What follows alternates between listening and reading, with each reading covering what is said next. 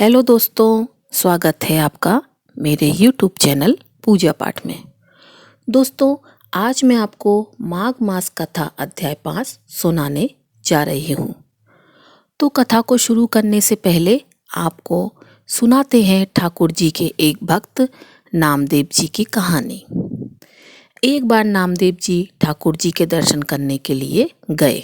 उन्होंने सोचा मंदिर में भीड़ बहुत है और पादुका बड़ी मुश्किल से मिली है। वह बहुत दैन्य और गरीब थे। उन्होंने एक कपड़े में पादुका को लपेटकर अपनी कमर में बांध लिया। ऐसे होते हैं भगवान के निराले भक्त। उनको बादशाह से कुछ भी नहीं चाहिए था, लेकिन वह अपनी पादुका से आसक्त हो गए। कहाँ तो नामदेव जी ने बादशाह से मिलने वाले सोने के पलंग को पानी में फेंक दिया था, और कहाँ वह अपनी साधारण सी पादुका को किसी भी कीमत पर खोना नहीं चाहते थे।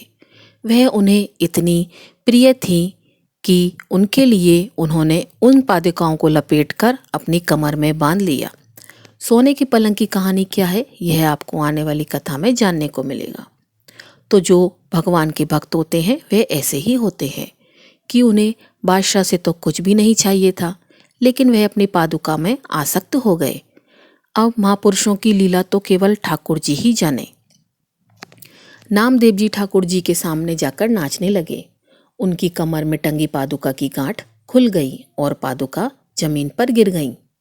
यह देखकर ठाकुर जी के पुजारियों ने उन्हें बाहर जाने के लिए बोला, क्योंकि हिंदू धर्म के अनुसार किसी भी पवित्र जगह पर, खास तौर पर मंदिर के अंदर, चप्पल या पादुकाएं ले जाने की अनुमति नहीं है। अब ठाकुर जी के सामने तो नामदेव जी केवल नाचने में मग्न थे। वे भक्ति में खोए हुए थे। जब पुजारियों ने उन्हें बाहर ले जाने के लिए कहा तो वे भाव में इतना खोए हुए थे कि उन्होंने किसी की बात पर ध्यान ही नहीं दिया। उन्होंने सुना ही नहीं। इस पर पुजारियों ने उन्हें 5-7 थप्पड़ मारे और मंदिर से बाहर निकाल दिया, और उन्होंने यह भी कह दिया कि आज के बाद तुम यहाँ दर्शन करने मत आना। नामदेव जी ने ठाकुर जी से कहा, अब मैं तुम्हारे सामने बैठूंगा ही नहीं। मैं मंदिर के पीछे जाकर शांति से कीर्तन करूंगा। मंदिर के पीछे जाकर उन्होंने अपने ठाकुर जी से कहा कि ठाकुर जी, आपने मुझे पिटवा दिया। इसका मुझे कोई गुस्सा या दुख नहीं है, पर आपने ऐसा क्यों किया कि मैं आगे से आपके दर्शन करने ही ना आ पाऊँ। यह सोचकर वे अंदर से बहुत दुखी थे।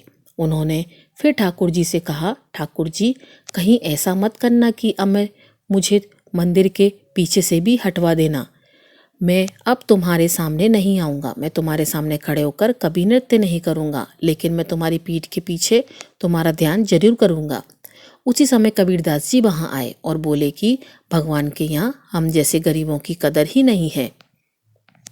अब ठाकुर जी भी बदल गए हैं, चलो यहाँ से चलते हैं। अब तो ठाकुर जी डर गए, सोचने लगे कि मेरे प्रिय भक्त मुझे छोड़कर जाने वाले हैं।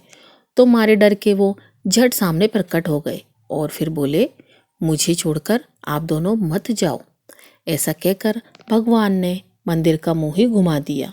पीछे वाला द्वार आगे की तरफ हो गया और आगे वाला द्वार पीछे की तरफ हो गया। तो इस तरह की लीलाएं करते हैं ठाकुर जी अपने भक्तों के साथ। एक बार नामदेव जी एकांत में भजन कर रहे थे। उनके घर में आग लग गई और यह सूचना उन्हें देने के लिए कुछ लोग वहां पर आए। जिस एकांत में वह बैठे हुए थे, लोगों ने उनकी सहायता करने के लिए जो सामान बच सकता था उसे बाहर निकाल कर रख दिया। जब नामदेव जी अपने घर पर पहुंचे तो उन्होंने सोचा कि आग में भी तो मेरे प्रभु ही हैं। उन्होंने पड़ोसियों से कहा कि हमारे प्रभु पधारे हैं और आप उनका भोग छीन रहे हैं। ऐसा कहकर उन्होंने जो सामान बच गया था आग में जलने से, वह सामान उठाकर आग में फेंक दिया। लोगों ने सोचा कि अब इसकी कोई मदद नहीं करेगा, इसको ठंड में रात भर बाहर ही रहने दो। तो हमने कितनी मुश्किल से आग में झुलसकर इसका सामान जलने से बचाया था, और यह मूर्ख कि इन्होंने तो आग में ही सारा सामान वापस डाल दिया। अब उन्हें क्या पता कि प्रभु जिनके प्रीतम हैं उनके लिए कुछ भी दुर्बल नहीं है, और वह तो निश्चित होकर उसी राख की ताप में लेट गए। प्रभु ने नामदेव जी के लिए एक नई कुटिया बना दी, सबसे सुंदर और सुगंधित सामग्री से, उनकी कुटिया बनी। यहाँ तक कि स्वयं रुक्मणी जी ने उनकी कुटिया बनाने में, सजाने में सहायता की। उस कुटिया से एक बहुत ही अच्छी सुगंध आ रही थी, जिससे पूरे गांव के लोग वहां आने लगे। अब गांव वाले नामदेव जी से पूछने लगे कि कितने रुपए लगे ऐसी कुटिया बनाने में, हम सब भी बनाना चाहते हैं। नामदेव जी ने कहा, बहुत महंगी है, अपने अपने घर से बाहर निकलकर हर चीज को आग लगा दो और अपने जले हुए घर के बाहर बैठकर कीर्तन करो, फिर हमारा मालिक स्वयं मुफ्त में आकर तुम्हारी कुटिया बना देगा। जिसने वैराग्य रूपी अग्नि में अपनी ममता को स्वाहा कर दिया हो, जिसने अपना सब कुछ प्रभु के चरणों में समर्पित कर दिया हो, प्रभु फिर उसकी जिम्मेदारी स्वयं ले लेते हैं, अपने ऊपर ले लेते हैं। यह सुनते ही गांव वाले पीछे हट गए। अब भला कोई अपना घर क्यों अपने हाथ से जलाना चाहेगा? और फिर सबने नामदेव जी के चरणों को प्रणाम किया। तो ऐसे थे भगवान के भक्त नामदेव जी। इनकी कथाएं आपको आगे भी सुनने को मिलेंगी। अगर यह कथा अच्छी लगी हो तो कमेंट बॉक्स में ज़रूर बताइए। अब सुनिए आज का अध्याय। यमदूत विकुंडल को बताते हुए आगे कहते हैं कि मध्याह्न के समय आया हुआ अतिथि, मूर्ख पंडित, वेद पाठी या पापी कोई भी हो, वह ब्रह्मा के समान होता है। जो रात्रि के थके हुए भूखे ब्राह्मण को अन्न जल देता है, मध्याह्न के समय जिसके घर आया हुआ अतिथि कभी निराश नहीं हो जाता, इसलिए अतिथियों की सेवा करने वाला हमेशा स्वर्गलोक को जाता है। अतिथि के बराबर कोई धन संपत्ति और हित नहीं है। बहुत से राजा और मुनि अतिथि सत्कार से ही ब्रह्मलोक को प्राप्त हुए हैं। हे वकुंडल, जो एक समय आलस्य से भी अतिथि को भोजन करा दे, वह कभी यम के द्वार नहीं देखता। केसरी ध्वज से वैशक्तो देव ने कहा था कि जो कोई इस कर्मभूमि मृत्युलोक से स्वर्गलोक में जाने की इच्छा रखता हो, वह अन्न का दान करे। तब यमदूत कहता है कि यम कहते हैं, अन्न के बराबर दूसरा और कोई दान नहीं है। जो गर्मियों में जल, सर्दी में ईंधन और सदैव अन्न का दान करते हैं, वह कभी यम के दुख से दुख नहीं उठाते।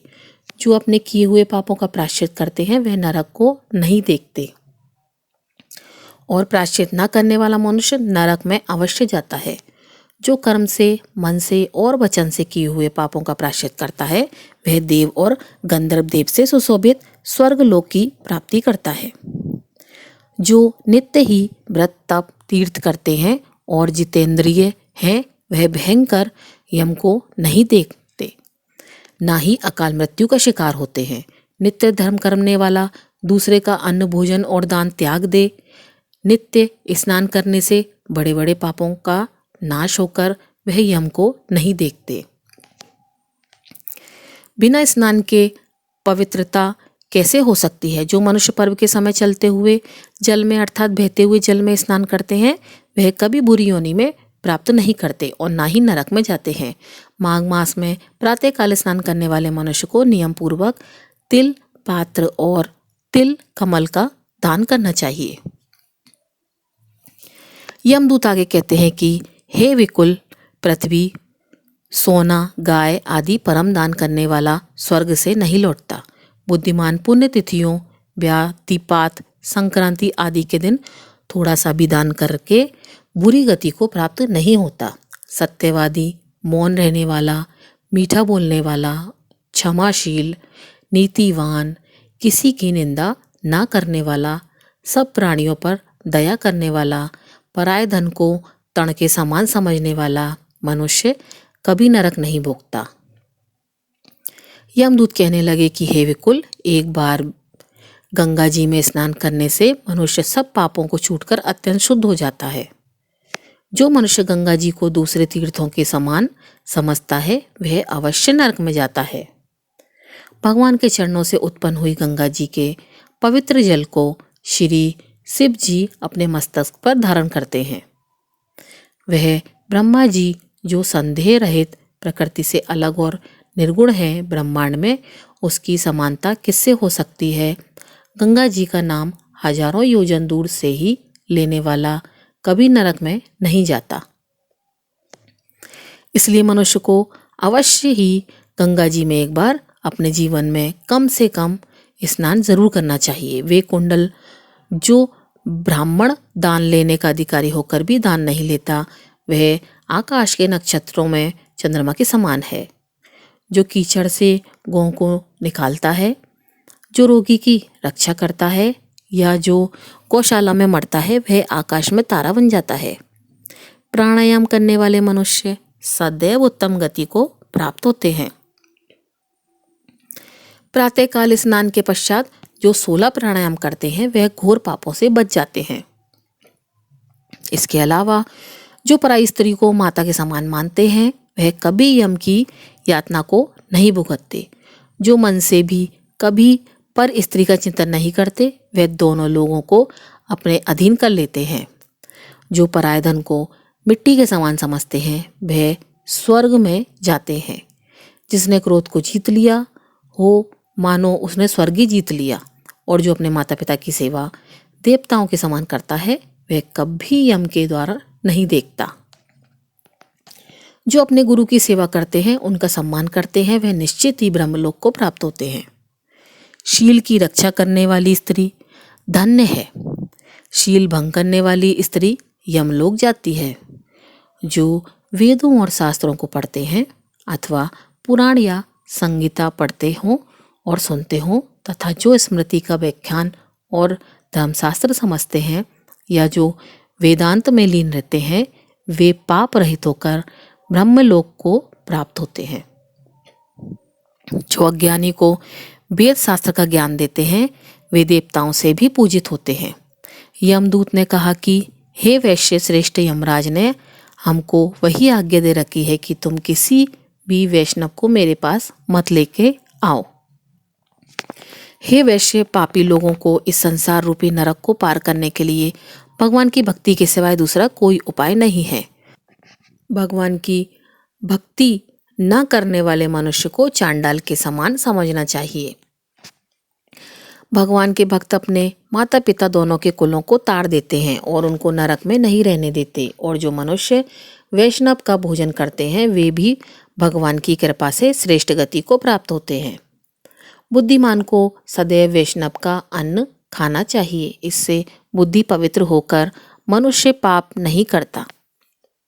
गोविंदाय नमः इस मंत्र का जाप करता हुआ जो मनुष्य मृत्यु को प्राप्त होता है वह परम धाम को प्राप्त होता है और इसमें कोई संदेह नहीं है। जो भक्त ओम नमो भगवते वासुदेवाय नमः इस द्वंद्व का मंत्र या फिर ओम अष्टाक्षर मंत्र का जाप करता है उसके ब्रह्म इत्यादि बड़े बड़े पाप भी नाश हो जाते हैं। यमदूत कहने लगा कि हे वैश्य, मनुष्य को सदा सालिग्राम की शिला में तथा वज्र या कीट अर्थात गोमती चक्र में भगवान वासुदेव की पूजा करनी चाहिए, क्योंकि सब पापों का नाश करने वाले, सब पुण्य को देने वाले तथा मुक्ति प्रदान करने वाले भगवान श्री हरि का इसमें निवास होता है। जो मनुष्य सालिग्राम की शिला या हरि चक्र में पूजन करता है वह अनेक मंत्रों का फल प्राप्त कर लेता है। जो फल देवताओं को निर्गुण ब्रह्मा की उपासना से मिलता है वही फल मनुष्य को भगवान सालिग्राम का पूजन करने से यमलोक नहीं देखने देता। भगवान को लक्ष्मी जी के पास अथवा बैकुंठ लोक में इतना आनंद नहीं आता जितना सालिग्राम की शिला या चक्र में निवास करने पर आता है। स्वर्ण कमल युक्त करोड़ों शिवलिंग के पूजन से इतना फल नहीं मिलता जितना एक दिन सालिग्राम की पूजा करने से मिल जाता है। भक्ति पूर्वक सालिग्राम जी का पूजन करने से विष्णु लोक में वास करके मनुष्य चक्रवर्ती हो जाता है। काम, क्रोध, लोभ, मोह, अहंकार से युक्त होकर भी मनुष्य सालिग्राम का पूजन करने से बैकुंठ लोक में प्रवेश कर जाता है। जो सदा सालिग्राम का पूजन करते हैं वह प्रलय काल तक स्वर्ग में वास करते हैं। जो दीक्षा, नियम और मंत्रों से चक्र में बलि देता है वह निश्चय करके विष्णु लोक को प्राप्त होता है। जो सालिग्राम के जल से अपने शरीर का अभिषेक करता है वह मानो संपूर्ण तीर्थों में स्नान कर लेता है। गंगा, रेवा, गोदावरी सबका जल सालिग्राम में ही वास करता है। जो मनुष्य सालिग्राम की शिला के सामने अपने पिता का श्राद्ध करता है उसके पितर कई कल्प तक स्वर्ग में वास करते हैं। जो लोग नित्य प्रतिदिन सालिग्राम की शिला का जल पीते हैं, उनके हजारों बार पंचगव्य पीने से भला क्या प्रयोजन? यदि सालिग्राम की शिला का जल पिया जाए तो सहस्त्र तीर्थ करने से फिर क्या लाभ? जहाँ पर सालिग्राम है वह स्थान तो खुद ही तीर्थ के समान हो जाता है। वहाँ पर किए गए संपूर्ण दान होम करोड़ों गुना फल को प्राप्त होता है।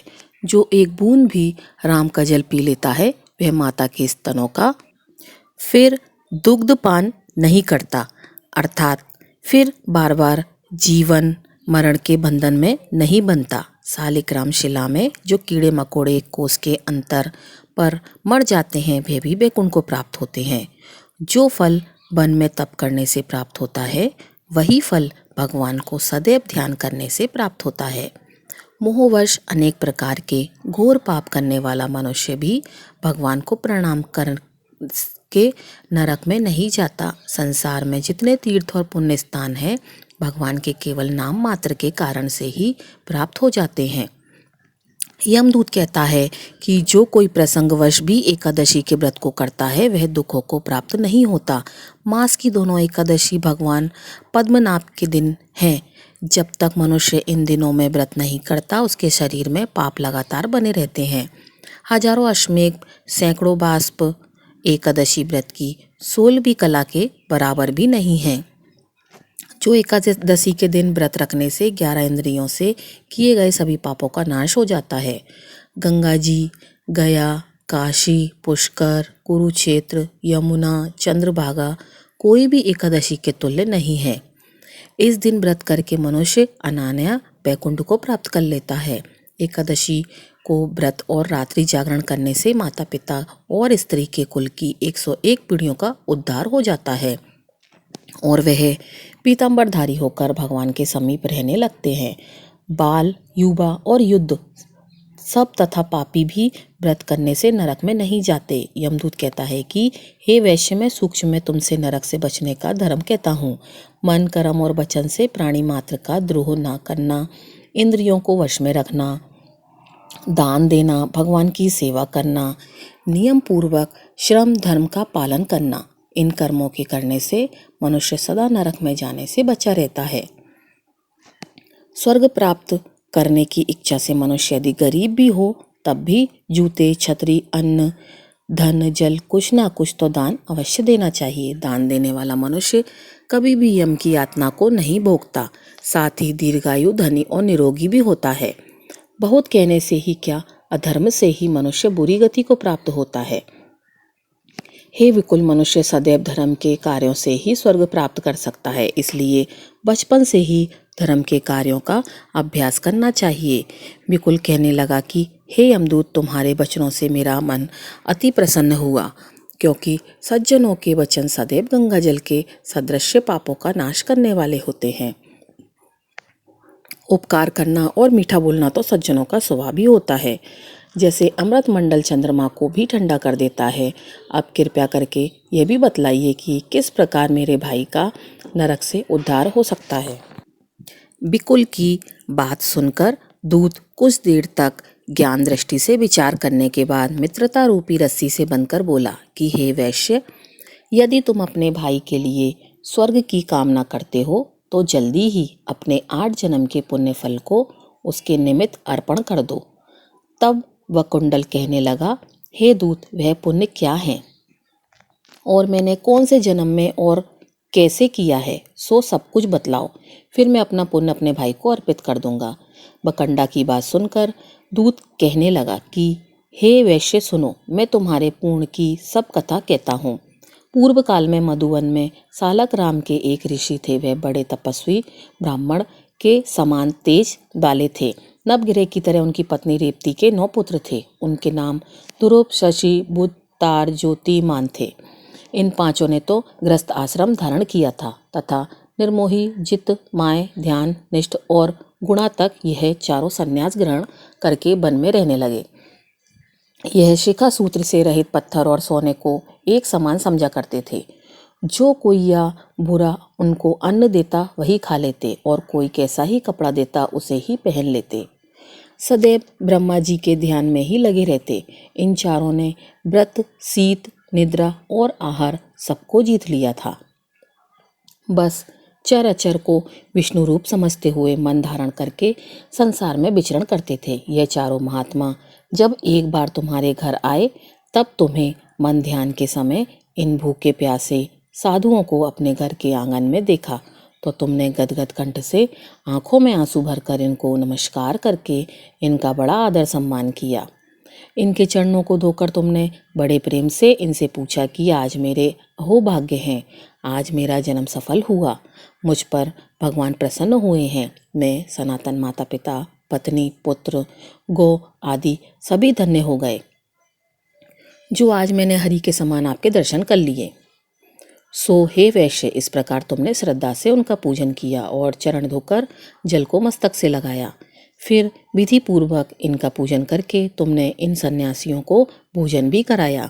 इन सन्यासियों ने भोजन ग्रहण करके रात को तुम्हारे घर में ही विश्राम किया और फिर ब्रह्मा के ध्यान में लीन हो गए। इन सन्यासियों के सत्कार से जो पुण्य तुम्हें मिला सो मैं भी कहने में असमर्थ हूँ, क्योंकि सब भूतों में प्राणी ही श्रेष्ठ है।